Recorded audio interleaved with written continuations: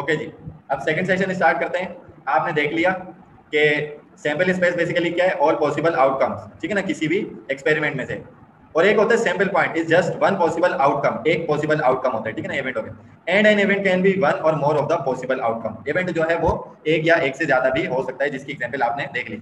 यहाँ मैं आपको डायग्राम के थ्रू भी बता देता हूँ कि basically event A has two sample point, ठीक है ना, कि उसमें 6 भी आ सकता है, 5 भी आ सकता है।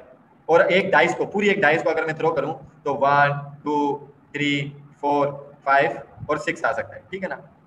सैंपल पॉइंट क्या होता है कि जो एक सिंगल पॉसिबल आउटकम होगा, ये सैंपल पॉइंट कहलाता है। और इवेंट क्या है कि भाई आपको क्या चाहिए, एक इवेंट ए चाहिए, उसमें 5 चाहिए और 6 चाहिए, वो एक भी हो सकता है और एक से ज्यादा भी हो सकता है, या फिर आपको 3 और 4 चाहिए, ठीक है ना, इस तरीके से। सही है ना, ये एक सिंपल सी चीज थी, तो इसमें कंफ्यूज होने वाली बात नहीं। अब आ जाओ आप अपने टूल्स पर, जिसने आप लोगों को परेशान करके रखा हुआ है, ठीक है। सबसे पहले हमारे पास लॉ ऑफ एडिशन होता है।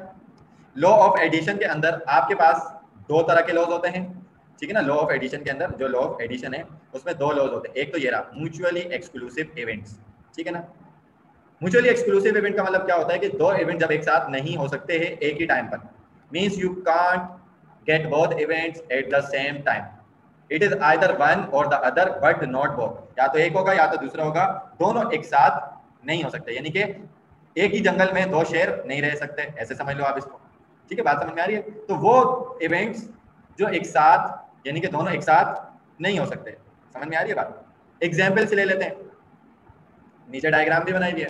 टर्निंग लेफ्ट और right are mutually exclusive, you can't do both at the same time, ठीक है ना। आप एक रोड पे जा रहे हैं, आप लेफ्ट भी मुड़ने का रास्ता है, राइट भी मुड़ने का, किसी एक ही साइड मुड़ सकते हो। दोनों साइड एक साथ कैसे मुड़ोगे, बीच में से स्प्लिट हो गए क्या? नहीं। तो this example is belong to mutually exclusive event के both events can be incurred at the same time, ठीक है ना। दोनों इवेंट सेम टाइम पे एक साथ जो नहीं होते हैं वो क्या होते हैं, वो क्या होते हैं, म्यूचुअली एक्सक्लूसिव होते हैं।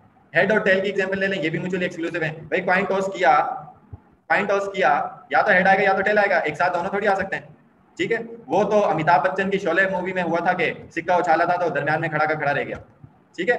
नहीं तो हेड और टेल बेसिकली क्या है, म्यूचुअली एक्सक्लूसिव इवेंट का पार्ट है। तीसरी एक और एग्जांपल ले लें, kings and aces are mutually exclusive. Kings और म्यूचुअली एक्सक्लूसिव एसेस जो है वो म्यूचुअली एक्सक्लूसिव है। आपने एक कार्ड उठाया तो या तो किंग आएगा या तो एस आएगा, दोनों एक साथ थोड़ी आ सकते हैं कार्ड में, कि आधा जो एस है और आधा किंग है, ठीक है ना। बट इजंट म्यूचुअली एक्सक्लूसिव, ठीक है ना। अच्छा, म्यूचुअली एक्सक्लूसिव क्या नहीं है, ठीक है ना। King and heart are not mutually exclusive because you can have a king of heart, ठीक है ना। दिल का बादशाह तो है ना आपके पास, सही है। ये दोनों म्यूचुअली एक्सक्लूसिव नहीं है। आपको एक किंग चाहिए, अब किंग जो है वो हार्ट का भी है, स्पेड का भी है, क्लब का भी है और डायमंड का भी है। तो अगर हार्ट का किंग निकल आया तो ये आपस में म्यूचुअली एक्सक्लूसिव थोड़ी है कि यार दो इवेंट एक साथ हो गए, नहीं भाई, हार्ट का किंग है वो, दैट्स वाई ये म्यूचुअली एक्सक्लूसिव नहीं है, ये इवेंट एक साथ हो सकता है। ओके, म्यूचुअली एक्सक्लूसिव की एग्जांपल समझ में आ गई, इसकी बेसिक डेफिनेशन समझ में आ गई आप लोगों को?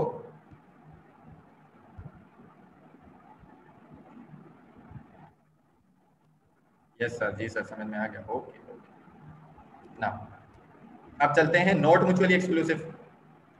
वो इवेंट जो अगर हो सकते हैं eight the same time, same time पे अगर हो सकते हैं एक साथ, जैसे मैंने बोला हार्ट का जो किंग है वो एक साथ आ सकता है कि उसमें हार्ट भी है रेड और किंग भी है, ठीक है ना।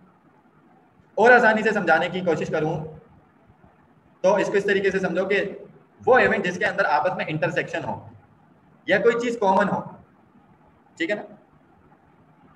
अब फॉर एग्जाम्पल क्या, यहाँ पर एक डायग्राम के अंदर दिया हुआ है, एक रेड पत्ता है और वो एस है, एस का रेड पत्ता, यानी कि वो रेड है, पत्ता रेड है लेकिन एस का है।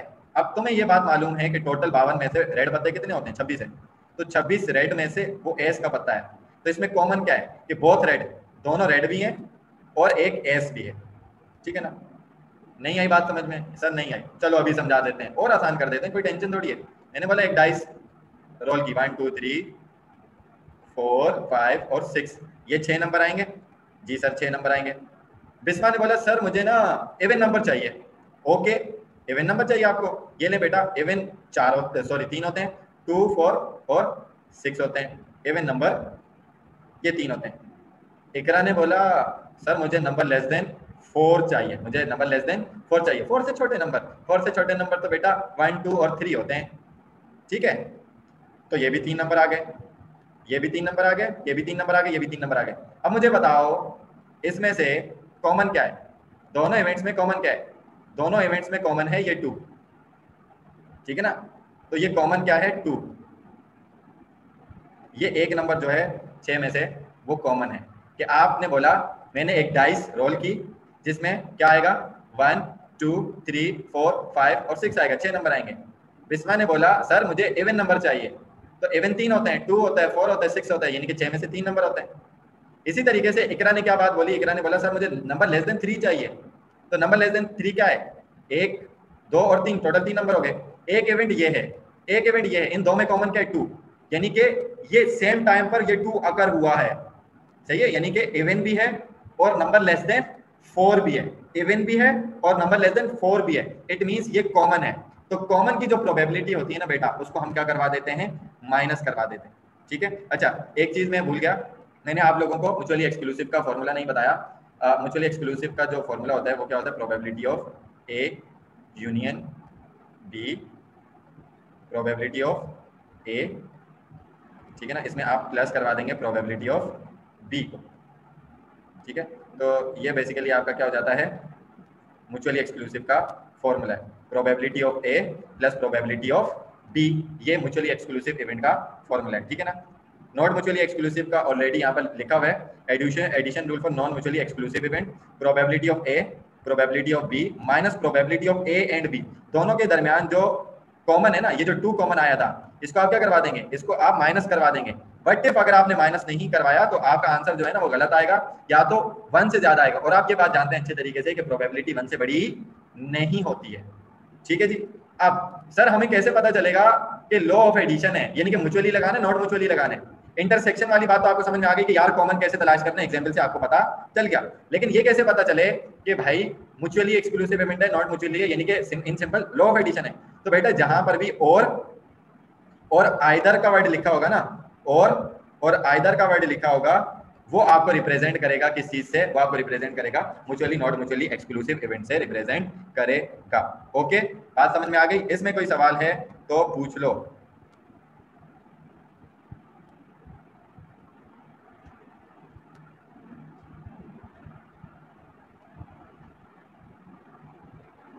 इसमें कोई सवाल है आप लोगों को तो आप पूछ लें, या कोई बात आपको नहीं समझ में आई तो आप पूछ लें। नो सर, नो क्वेश्चन, सवाल ही नहीं करते बच्चे।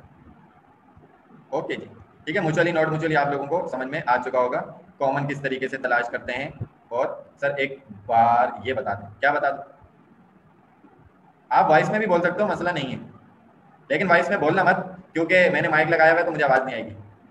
तो आप लिख कर ही बता दें कि लॉ ऑफ एडिशन कैसे पता लगेगा। अच्छा जी, लॉ ऑफ एडिशन का कैसे पता लगता है कि क्वेश्चन में जब आपको और आइदर का वर्ड बोलता है ना, तो और आइदर के मीनिंग होते हैं कि आप प्लस करवाओगे, ठीक है ना। तो इससे आपको पता चल रहा होता है कि म्यूचुअली है या नॉट म्यूचुअली एक्सक्लूसिव इवेंट है, यानी कि लॉ ऑफ एडिशन है। म्यूचुअली नॉट म्यूचुअली एक्सक्लूसिव में आप कैसे फर्क पता चलाते हो कि नॉट म्यूचुअली में एक चीज 2 इवेंट के दरमियान कॉमन होगी, और वहां पर म्यूचुअली एक्सक्लूसिव में 2 इवेंट एक साथ नहीं हो सकेंगे, यानी कि वहां पर कोई चीज कॉमन नहीं होगी, ठीक है ना, यानी कि एक ही चीज सेम टाइम पर एक साथ हो जाए ऐसा उसमें नहीं होता है। यहाँ पर क्या होता है कि ऐसा हो सकता है कि जैसे इस डाइस वाले केस में मैंने आपको बताया कि क्या हुआ था कि इवन नंबर भी था और नंबर लेस देन 3 में भी 2 था, तो ये 2 कॉमन आ गया, तो ये प्रोबेबिलिटी ए एंड बी की जो है वो इंटरसेक्ट कर जाएगी, इंटरसेक्शन हो जाएगी, यानी कि कॉमन होगी, इसको आप क्या करवा देंगे, माइनस करवा देंगे, ठीक है ना। जैसे कि आपके पास यहाँ पर ये एग्जाम्पल पड़ी हुई है कि भाई प्रोबेबिलिटी ऑफ हार्ट, अब हार्ट के पत्ते कितने होते हैं, 13 होते हैं 52 में से, तो 13/52। अब आपने किंग निकाला, किंग होते हैं 4, सही है ना, किंग होते हैं 4 52 पत्तों में से, सही हो गया, 52 पत्तों में से 4 होते हैं किंग। अब एक बात बताओ, इनमें कॉमन क्या है, कॉमन है ना, हार्ट का भी तो एक किंग होता है कि नहीं होता, 52 पत्तों में से 26 रेड होते हैं, 26 रेड में से हार्ट जो है वो रेड होता है कि नहीं होता, और रेड 13 पत्ते होते हैं, और किंग निकालने हैं, किंग टोटल 4 होते हैं, तो उसमें से एक रेड किंग हार्ट का भी तो होता है, तो वो किंग एक हार्ट का कॉमन हुआ कि नहीं हुआ, यानी कि 1/52। तो आपने क्या किया, प्रोबेबिलिटी ऑफ ए यानी कि प्रोबेबिलिटी ऑफ हार्ट और प्रोबेबिलिटी ऑफ बी यानी कि किंग की प्रोबेबिलिटी, ये दोनों को आपस में प्लस करवाया और माइनस करवा दिया इस कॉमन को, ठीक है। अगर 13 + 4 और नीचे कॉमन 52 ले लें, सिर्फ इतनी बात रखें, तो आपका आंसर क्या आएगा, 13 + 4 17 होता है, डिवाइड करेंगे आप 52 से तो आपके पास आंसर आएगा 0.32। और उसके बाद जब आप माइनस करवाएंगे इसको और ये 1/52 को तो आपके पास 16/52 आ जाएगा, तो आपके पास आंसर आ जाएगा 0.308, यानी कि 30.8% चांसेस होंगे आपके पास इस तरीके का इवेंट आने के लिए। ठीक हो गया, नाउ क्लियर सर, ठीक है ना, बात समझ में आ गई होगी। उसके बाद प्रोबेबिलिटी के अंदर एक चीज है कॉम्प्लीमेंट, ठीक है ना। कॉम्प्लीमेंट का एक साइन आपने देखा होगा कि भाई टोटल में से इतना पार्ट आप माइनस करवा दो तो दूसरी चीज की प्रोबेबिलिटी आपके पास आ जाती है, ठीक है ना। यानी कि आपको पता है कि टोटल प्रोबेबिलिटी 1 होती है, एक कॉइन मैंने टॉस किया, हेड आने की प्रोबेबिलिटी 50% है, यानी कि 0.5 है, तो माइनस करूंगा तो टेल्स आने की प्रोबेबिलिटी 0.5 मुझे मालूम हो जाएगी कि नहीं आ जाएगी। दिस इज कॉल्ड कॉम्प्लीमेंट, ठीक हो गया। तो क्या हुआ, कॉम्प्लीमेंट ऑफ एन इवेंट, एक किसी भी इवेंट का कॉम्प्लीमेंट क्या होता है, all outcome that are not the event, जो इवेंट का पार्ट नहीं होते, यानी कि उससे हटकर होते, जो आपको चाहिए ना उससे हटकर। When the event is head, यानी कि जब आपको चाहिए हेड तो कॉम्प्लीमेंट क्या होगा, टेल्स होगा, यानी कि वो आपको नहीं चाहिए, चाहिए ना, आपके इवेंट का पार्ट नहीं है वो। When the event is Monday और वेडनेसडे, इवेंट मंडे और वेडनेसडे का है तो कॉम्प्लीमेंट बाकी डेज होंगे, ट्यूसडे, थर्सडे, फ्राइडे, सैटरडे और संडे, ठीक है। तो वो इवेंट का पार्ट बेसिकली नहीं होते, उसको क्या कहा जाता है, प्रोबेबिलिटी ऑफ कॉम्प्लीमेंट, ठीक है।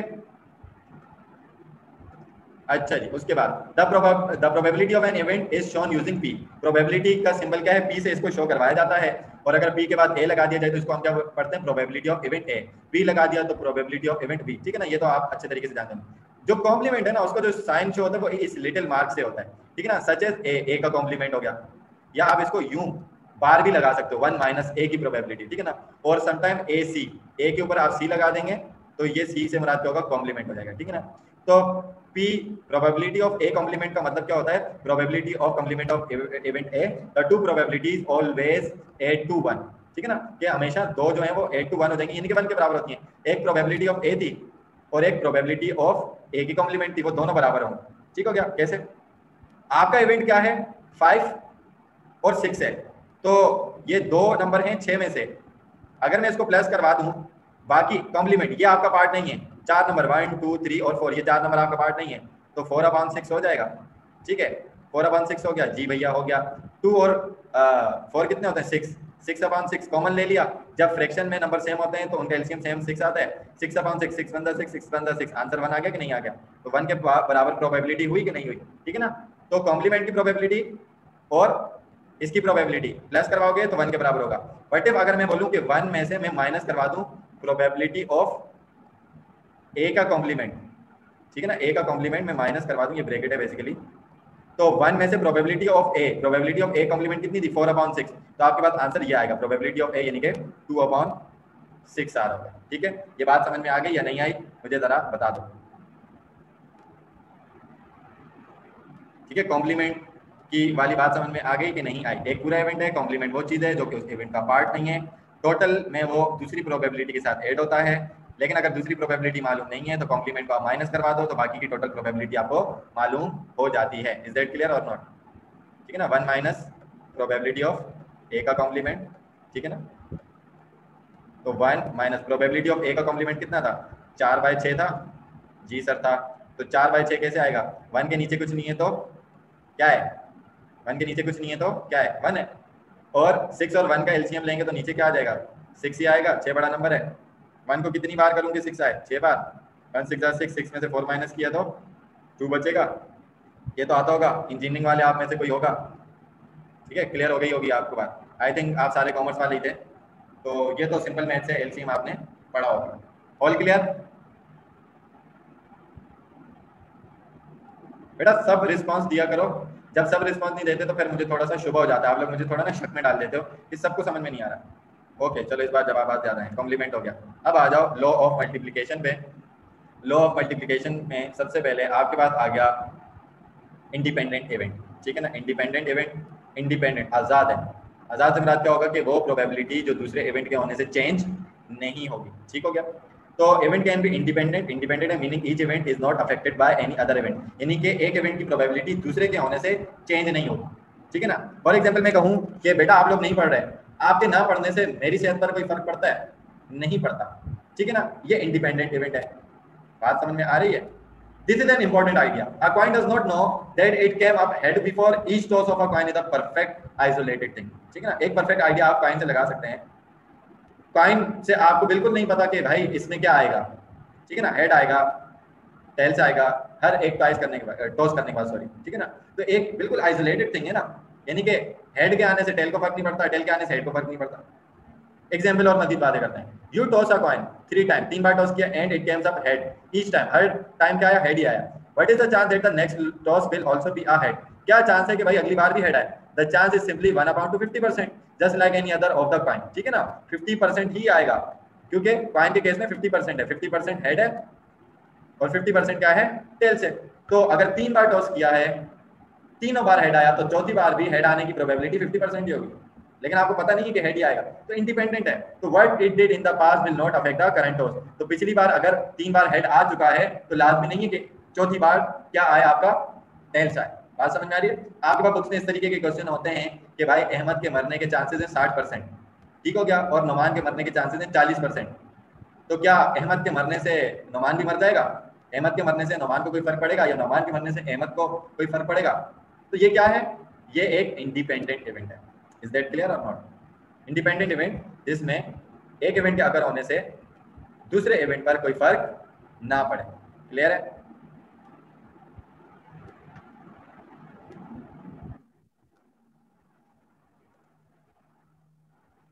ठीक है, इसका फॉर्मूला आपके पास क्या होता है? प्रोबेबिलिटी ऑफ ए कह लें या कोई भी कह लें, intersection B, probability of A multiply by probability of B, ठीक है, मल्टीप्लिकेशन है कि ना, क्योंकि तो ये मल्टीप्लाई होता है आपके पास, ठीक है।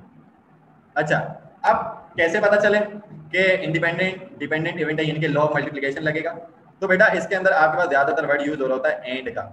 एंड का जो वर्ड है ना, वो यूज होता है, वो आपको बताता है कि भाई आपके पास क्या है, इंडिपेंडेंट या डिपेंडेंट इवेंट है।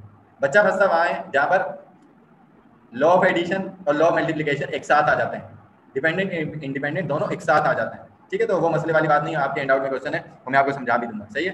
तो ये इंडिपेंडेंट इवेंट आपको समझ में आ गया होगा। अब चलते हैं डिपेंडेंट इवेंट पे। डिपेंड करता है, डिपेंड से मुराद क्या हुआ, डिपेंड से मुराद क्या हुआ कि एक इवेंट के होने से दूसरी की प्रोबेबिलिटी चेंज हो जाएगी, ठीक है ना। तो कह रहे हैं but some event can be dependent, dependent होते हैं which means they can be affected by the previous event. Previous event के होने से क्या होता है, क्या होता है, अगले वाले का बेड़ा गर्क हो जाता है, यानी कि उसमें चेंजिंग आ जाती है, ठीक है ना। एक लड़की को मोहब्बत में बहुत बड़ा धोखा मिला, अब उसको किसी मर्द पे भरोसा नहीं होगा, इसका मतलब क्या होगा कि वो अपने एक पास इवेंट से क्या है, अफेक्टेड है न्यूली इवेंट के लिए। बात समझ में आ रही है? इससे अच्छी और क्या मिसाल होगी आजकल जो चल रही है। ओके भाई, नाउ एग्जाम्पल देते हैं, थोड़ी बुक वाली प्रैक्टिकल एग्जाम्पल से हटके। Drawing are 2 card from a deck, deck में आपको बता चुका हूँ टोटल कार्ड होते हैं 52, 52 में से आप कार्ड कितने उठा रहे हैं, 2 उठा रहे हैं, okay sir. After taking 1 card, एक कार्ड उठाया from the deck, there are less card available, so the probabilities change हो जाएंगी, चेंज। 52 कार्ड है, दोबारा समझाता हूँ, 52 कार्ड है मेरे पास, एक कार्ड अगर मैंने उठाया तो इसका मतलब उस पहले कार्ड की प्रोबेबिलिटी कितनी है, 1/52 है, ये एक इवेंट हो गया, ठीक है ना, ए इवेंट ए हो गया, ठीक है। अब वो कार्ड मैंने उठाया, नाम और उसका कलर नोट किया, साइड में रख दिया। अब जब मैं दूसरा कार्ड उठाऊंगा, मुझे एक बात बताओ, वो भी 1/52 होगा या 51 होगा? जरा बताओ मुझे, 1/52 होगा या 51 होगा? जो बी है वो 1/52 होगा या 1 होगा? बताइए। 51 होगा। Very good. क्यों? क्योंकि आपने वो कार्ड ड्रॉ किया और वापस नहीं रखा, अलग कर दिया। इसका मतलब क्या हुआ, पहले इवेंट के होने से दूसरा इवेंट या उसकी प्रोबेबिलिटी चेंज हो गई, तो पहले वाले का आंसर और दूसरे वाले का आंसर अलग आएगा। तो डिपेंडेंट इंडिपेंडेंट में आपको इस तरीके से कंफ्यूज करता है, वो बोलेगा भाई कार्ड उठाया या मार्बल थे, मार्बल उठाया, कलर नोट किया, वापस रख दिया। व्हाट इफ वापस रख दिया, इसका मतलब प्रोबेबिलिटी चेंज नहीं हुई, ठीक है, प्रोबेबिलिटी चेंज नहीं हुई। लेकिन अगर आपने कलर नोट किया या जो भी चीज उठाई और साइड में रख दी, अंदर की चीजों में से टोटल में भी एक कम हो गया, तो प्रोबेबिलिटी क्या हो जाएगी, चेंज हो जाएगी। सेट हो गया, बात समझ में आ गई। इसका फॉर्मूला आप लोगों को पता होगा, प्रोबेबिलिटी ऑफ, ऐसे करके आप लिख रहे होते हैं, सही ना, probability of A multiply by probability of B upon A. B upon A का मतलब क्या होता है कि ए की वजह से जो बी की प्रोबेबिलिटी चेंज हुई है ना, वो डिपेंडेंट प्रोबेबिलिटी हो जाती है, ठीक है ना। इसको ऐसा करो कि ए इंटरसेक्शन बी लिख लो, सही हो गया। ये इसका बेसिकली फॉर्मूला होता है। और आपको दे रहे हैं, let's say you are interested in the chance of getting a king, 52 cards में आपको चाहिए king, for the first card the chance of drawing a king is 4 out of 52, ठीक है ना, 4 किंग होते हैं, 52 में से किंग उठाने के 4/52 चांसेस होंगे, but for the second card के लिए क्या होगा, if the first card was king, पहला कार्ड अगर किंग था तो second card is less likely to be a king, तो हो सकता है कि दूसरा कार्ड किंग ना हो, as only 3 of the 51 card left are kings, क्योंकि पहला आपने उठा लिया 4 में से एक किंग उठा लिया, 52 में से एक कार्ड उठा लिया, तो अगली बारी में आपके पास अगर पहला किंग आता है तो दूसरी बारी में एक ही रह जाएगा और टोटल में 51 कार्ड रह जाएंगे। तो if the first card was not king, अगर पहला किंग नहीं है देन द सेकंड कार्ड जो है उसके चांसेस हैं, तो उसमें क्या हो जाएगा 4/51। तो चाहे तो पहले या चाहे तो बाद वाले की वजह से आपकी प्रोबेबिलिटी बेसिकली जो है वो चेंज होती है, ए की वजह से बी की वजह से ए की जो प्रोबेबिलिटी चेंज होती है उसको क्या बोला जाता है, डिपेंडेंट इवेंट बोला जाता है। समझ में आ गई बात? This is because you are removing card from the deck. Reason मैंने पहले ही बता दिया था, यहाँ स्लाइड में लास्ट में लिखा हुआ है कि भाई क्योंकि आप रिमूव कर रहे हो, वापस नहीं रख रहे, अगर आपने वापस रखा तो प्रोबेबिलिटी चेंज नहीं होगी, ये बात याद रखना। क्लियर है? Dependent independent.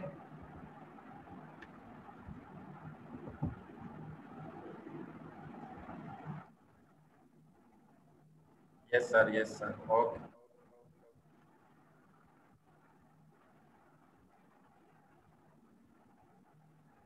ठीक है ना। 2 और मोर इवेंट्स हो, अब आपके थोड़ा सा न्यूमेरिकल वाला पार्ट आ जाता है। You can calculate the chances of 2 और more independent event. Independent events को कैसे करते हैं? मल्टीप्लाई, ठीक है ना, ये यहाँ पर लिखा हुआ भी है कि इंडिपेंडेंट इवेंट के लिए ए एंड बी का वर्ड यूज होता है, तो probability of A and B क्या हो जाएगी, आपस में मल्टीप्लाई हो जाएगी। Probability of A and B equals the probability of A times the probability of B, ठीक है ना, यानी कि ये ए की प्रोबेबिलिटी इतने टाइम्स, मल्टीप्लाई का मतलब होता है इतने टाइम्स बराबर है किसके, बी के। फॉर एग्जाम्पल क्वेश्चन है what is the probability of 7 heads in a row, ठीक है ना, आपने कॉइन टॉस किया तो 7 हेड एक ही रो के अंदर आए, उसकी प्रोबेबिलिटी कितनी है, सही है ना। तो 1 2 3 4 5 6 7, 7 बार आपने टॉस किया तो हेड आने की प्रोबेबिलिटी कितनी होती है, 50%, यानी कि 1/2। तो 1/2 multiply by 1/2 multiply by 1/2 multiply by 1/2 multiply by 1/2 multiply by 1/2, सबको मल्टीप्लाई किया, डिवाइड किया, तो आपके पास आंसर आया 0.0078125, यानी कि लेस देन 1% चांसेस हैं कि अगर आप कॉइन को टॉस करो तो 7 बार लगातार हेड्स आए एक ही रो में, बीच में टेल्स ना आए, ठीक है। तो ये लॉ ऑफ मल्टीप्लिकेशन है, इंडिपेंडेंट इवेंट है, यानी कि इसके होने से पिछला इवेंट चेंज नहीं होगा, ठीक हो गया।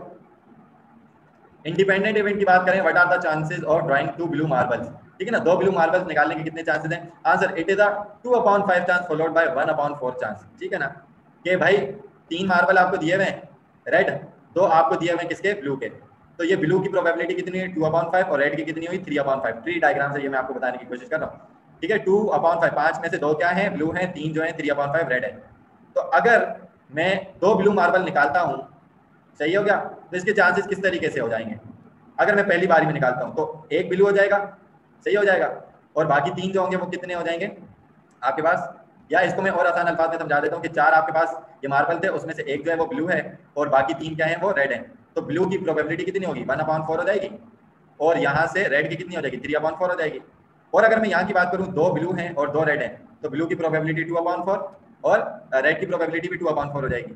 आखिर में जो आपका रिजल्ट्स निकलेंगे वो किस तरीके से निकलेंगे कि भाई 3 जो है वो क्या है, रेड है, वो कॉमन है, 3 वहां से आ गए, 2 यहाँ से आ गए, ठीक हो गया, और यहाँ से कितने हैं 2 ये वाले आ गए और एक ये वाला आ गया, और यहाँ से ब्लू 2 आ गए और एक रेड आ गया, तो 3 है।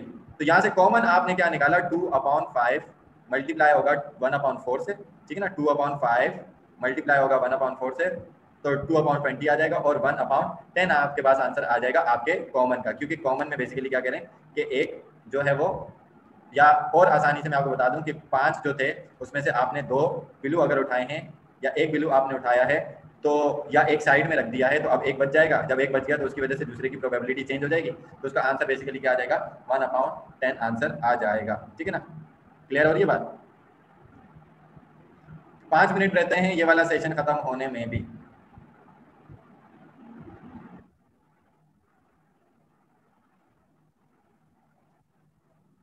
ठीक है ना। अब ये मार्बल वाली एग्जांपल में आपको बता रहे हैं, in marble example event A is get a marble first, blue marble आपने लिया विद अ प्रोबेबिलिटी ऑफ 2/5, क्योंकि 5 में से 2 थे तो ये प्रोबेबिलिटी ऑफ ए हो गई। And event B is get a blue marble second blue marble आपने उठाने, but for that we have 2 choices, 2 choices है, if we got a blue marble first the choice is now 1/4, 1/4 रह गई ना। लेकिन अगर हम रेड मार्बल पहले उठाते हैं तो हमारे पास 2/4 का चांसेस है, क्योंकि एक के उठाने से दूसरी का इवेंट चेंज हो जाएगा। So we have to say which one we want, and use the symbol, ये बार वाला साइन आप यूज करते हैं जो कि इन दोनों के दरमियान लगता है, जिसकी वजह से क्या होता है, event B given event A. इसी का तो नाम है conditional probability. In other word, event A has already happened, event A हो चुका है। Now what is the chance of event B, event B का क्या चांस होगा, यानी कि इवेंट ए हो चुका है, उसके होने से दूसरे पर क्या फर्क पड़ेगा, इस प्रोबेबिलिटी को क्या कहा जाता है, conditional probability of be given, कि ए हो चुका है इवेंट, उसके होने से बी पर अब क्या असरात मुरतब होने वाले हैं। थोड़ी सी मुश्किल उर्दू में मैंने बोला, ठीक है। तो ये बेसिकली आपकी क्या कहलाती है, कंडीशनल प्रोबेबिलिटी, ए की वजह से बी या बी की वजह से ए जो है वो चेंज हो रहा है, ठीक हो गया। अब यहाँ पर आपको क्या बता रहे हैं, देख लें, ये आपके पास कंडीशनल प्रोबेबिलिटी का फॉर्मूला है, P for probability of A, ठीक है ना, पी फॉर पकाओ नहीं है, ये प्रोबेबिलिटी ऑफ ए है तो इवेंट ए एंड बी है तो इवेंट बी, ये probability of A multiply bye given, given यानी कि ए हो चुका है, उसकी वजह से बी पर क्या असरात पड़ने वाले हैं, तो probability of event A and B equals, इसको फॉर्मूले को पढ़ने का तरीका बता रहे हैं, the probability of event A times the probability of event B given event A, ठीक है ना, यानी कि उसकी वजह से जो उसमें चेंज आएगा। सही है, समझ में आएगी बात। और अगर आपको हिडन डेटा मालूम करना है, यानी कि आपको ये बात मालूम करनी है कि भाई ये गिवन जो है ये कैसे मालूम होगा, तो using the algebra we can also change the subject of the formula, हम फार्मूले के सब्जेक्ट को चेंज कर देंगे। प्रोबेबिलिटी ऑफ ए एंड बी, ये देखें ओरिजिनल फार्मूला है, ठीक है, ये इससे मल्टीप्लाई हो रहा है, इसको आप उधर ले जाएं और इसको आप इधर ले आएं, या आप इसको इधर ले जाएं, ये इससे मल्टीप्लाई हो रहा है, इधर आकर ये डिवाइड में चला जाएगा, अगली स्लाइड में आप देख सकते हैं कि ये अकेला रह जाएगा यहाँ पर, और पी ए एंड बी से आ जाएगा ये, तो ये आपको मालूम हो जाएगा। सही है, बिल्कुल आसान सी बात थी। तो यहाँ पर हमारा ये लेक्चर जो है वो खत्म हो गया, 2 मिनट आपकी मीटिंग खत्म होने में रहते हैं। Thanks for coming.